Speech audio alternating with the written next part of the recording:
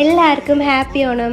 ഇത് ഞാൻ അവിട്ടത്തിന് അന്നെടുത്ത വ്ളോഗാണ് കേട്ടോ. അപ്പോൾ രാവിലെ തന്നെ എല്ലാവരും കിച്ചണിൽ ഭയങ്കര തിരക്കാണ്. കുക്കിംഗ് ആണല്ലോ, സദ്യ ഇല്ലാതെ എന്ത് ഓണമല്ലേ. അപ്പോൾ അത് അവിയൽ, തോരൻ, പരിപ്പ് എല്ലാവർക്കും ഓരോ സെക്ഷനായിട്ട് കൊടുത്തേക്കാം. ഞാൻ പച്ചടി കിച്ചടിയായിരുന്നു കേട്ടോ.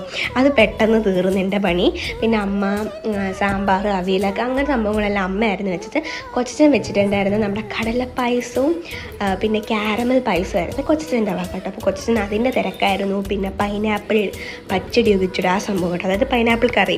പിന്നെ കുഞ്ഞമ്മയുടെ സ്പെഷ്യൽ നല്ല തേങ്ങ അരച്ച ചിക്കൻ കറിയും കാര്യങ്ങളൊക്കെ ആയിരുന്നു. നമ്മളെ കടല പായസം ഇവിടെ ഇങ്ങനെ റെഡി ആയിക്കൊണ്ടിരിക്കുകയാണ്. ഇതാണ് കേട്ടോ നമ്മളെ ക്യാരമൽ പായസം. സൂപ്പറായിരുന്നു കേട്ടോ. പിന്നെ നമ്മൾ പെട്ടെന്ന് തന്നെ ഇലയിട്ട് എല്ലാം കറികളും വേണം. നോക്കി എന്ത് ഭംഗി കാണാം കേട്ടോ. കറികൾ കൊണ്ടങ്ങ് ഞങ്ങളങ്ങ് നിറച്ചു.